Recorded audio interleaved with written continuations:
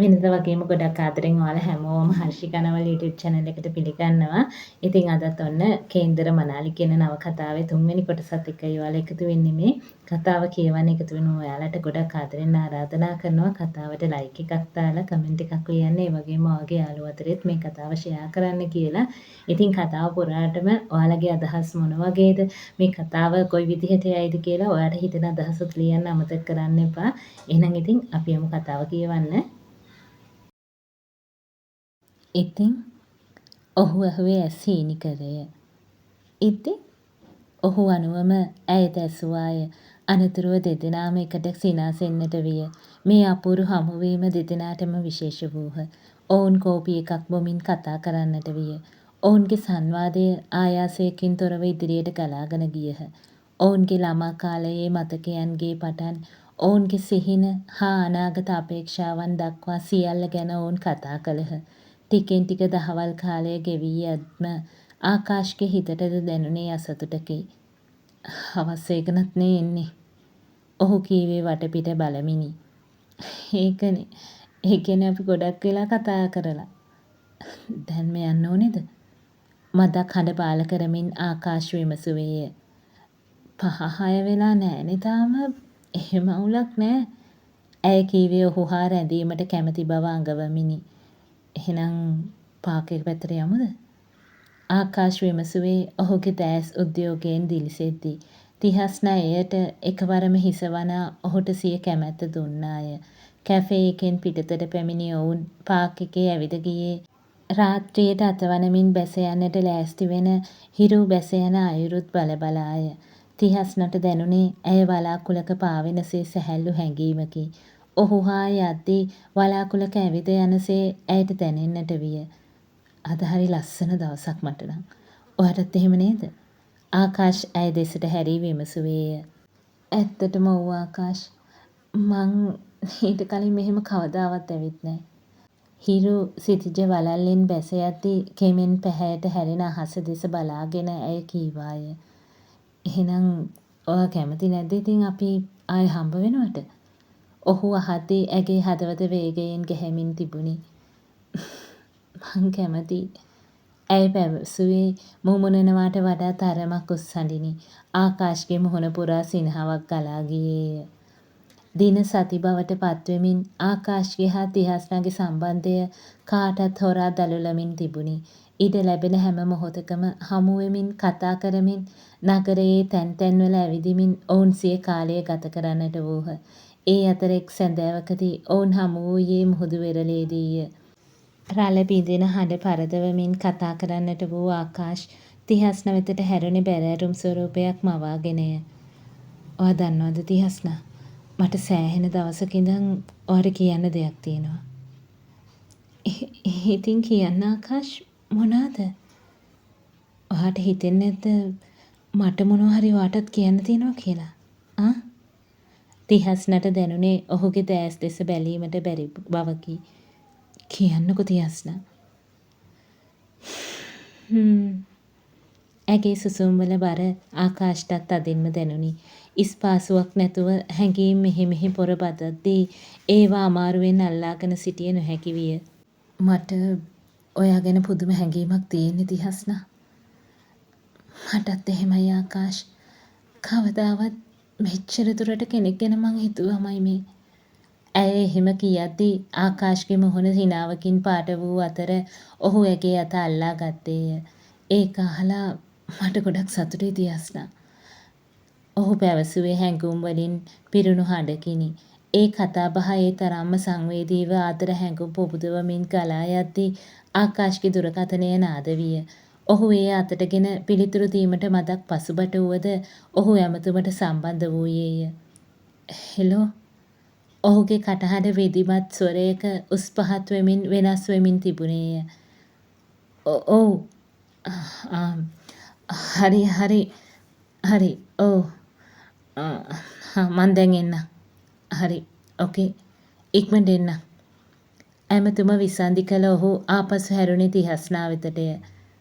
තිහස්නා මොකක් හරි ප්‍රශ්නයක්ද ආකාශ්? ඒකනේ. සෝරි තිහස්නා. මට දැන් යන්න වෙනවා. ඔෆිස් එකේ හදිස්සියක්. මම ඉක්මනින්ම ඔයාට ගන්නම් හරිද? ඔහු කියද්දී තිහස්නා හිස වැනුවේ වේදනාවෙනි. එහෙත් ඔහුව තේරුම් ගත යුතුය. කමක් නෑ ආකාශ් ඔයා යන්න. අපිට වෙන දවසක හම්බ වෙන්න පුළුවන්නේ. හදවතේ ව්‍යාකූල බව නොපෙන්වාය කීවාය. එහෙනම් පරිස්සමින් යන්න. ගෙදර ගිහින් මට මැසේජ් එකක් දාන්න. ආකාශ් කීවේ ඇගෙන් සමුගෙන පිටව යමින්ය. ඇගේ සිතට දැනුනේ අමුත්තකි. තදබල ව්‍යාකූල බවකි. සිතින් ඇය සිටියේ දෙගිඩියාවකය. පසුදා තිහස්නා ආකාශ්ව සොයා ඔහුගේ කාර්යාලයට යාමට තීරණය කළේ ඔහුව පුදුම කිරීමේ අරමුණෙනි. ඇය එහි ගියේ ඔහුව දැකීමේ දැඩි උද්‍යෝගයෙනි. නමුත් ඇය ඔහු සිටින තැනට යන විට සෝපානයේ සමීපයේ හරස්දොර අභියසදී ඇසුණු කතාවෙන් තිහස්නාගේ දෙපා සීතල වී ගියාය. ඔව් මං එයාව ලබන සතියේ මගේ අම්මලව හම්බ වෙන්න එක්කගෙන යනවා. එයාලා එයාට කැමති වෙයි. ඒ ආකාශ්ගේ හඬය තිහස්නාගේ දෙපා නතර විය. ඔහු ඒ දුරකථනයෙන් යමකුට පැවසූ වචනය මේ ඔහු කතා කරන්නේ තමා ගැන බව වැටහුණු ඇයට දැනුනේ මිහිරියාවකි. ඇගේ හදවත පාවෙමින් තිබුණාය. එහෙත් තමා ගැන ඔහු සිය දෙමව්පියන්ට කියා ඇති බව හෝ ඔවුන්ට තමාව හඳුන්වා දීම පිළිබඳව කිසිත් නොකියා සිටීම ඇයව ව්‍යාකූල කරවන්නක් විය. ඇයි ආකාශ් මට මේ ගැන නොකිව්වේ? එයා කතා කරුවේ කා එක්කද දැන්? ඇයට තිබුණේ ඒ ගැන චකිතයකි. ඇය යන්නට හැරෙද්දීම සෝපානයේ කෙළවරේ තිබූ රැස්වීම් කාමරයකින් පිටතට පැමිණි ආකාශ් ඇගේ ඇඟෙහි හැප්පුණේය. තිහස්නා ඔයා ඔයා මොකද මෙතන කරන්නේ? ඔහුගේ මුහුණේ තිබුණේ පුදුමය පිරුණු වරදකාරී හැඟීමකි. මං ආවේ ඔයා පුදුම කරන්න. ඔහු තමාවම සංසුන් කරගන්නට උත්සාහ කරද්දී ඇය කීවාය. ඔයාට මෙහෙට නෑවිත් ඉන්නයි තිබුණේ. ඔහු වරදකාරී බවින් යුතුව කීවේය. ඒත් ඇයි ආකාශ්? මට කියන්න ඔයා දැන් ටිකකට කලින් කතා කරුවේ කාටද? ඇගේ සිතේ පැසවමින් තිබූ ප්‍රශ්නය තිහස්නා ඔහුගෙන් විමසුවාය. ඒක මේ අහන්නකො තිහස්නා. ආකාශ්ගේ හැසිරීම ඉතා කලබලකාරී බවක් ඇයට දැනුනි. ඇගේ දැස් පටු විය. ඔහු ගැඹුරු හුස්මක් ගෙන කතා කළේය. නමුත් ඔහු කිසිවක් පැවසීමට මත්තෙන් ඔහු පිටුපසින් රැස්වීම් කාමරයේම සිට තරුණියක් පිටතට පැමිණියාය. ආකාශ් කවුද මේ? ඔහු සමීපයටම පැමිණි ඇය විමසද්දී තිහස්නාගේ දැස් සසල වී ගියාය. වරකේ තරුණිය ආකාශ් වෙතද ඔහුගෙන් ඇස් ඉවතටගෙන තිහස්නා වෙතද බැලුවාය. ආකාශ් කවුද මේ? ආකාශ් නිහඬ වෙද්දී යලිත් වරක් තිහස්නා විමසුවේ තරමකුස් හඬින්ය. මේ මගේ ගර්ල්ෆ්‍රෙන්ඩ්. ඔහු කීවේ තරමක බය අඩු ස්වරයකිනි. තිහස්නට දැනුනේ වේදනාකාරී රිදුමකි. ඇයට තමාට ඇසුණු දේ විශ්වාස කළ නොහැකි විය. ඔහුට පෙම්වතියක් සිටියේ නම් ඔහු තමා සමග කාලය ගත කළේ ඇයිද කියා තිහස්නට ඇති වූයේ අස්ථාවර බවකි. තිහස්නට දැනුනේ ඇගේ ලෝකය උඩු යටිකුරු වී යන බවකි.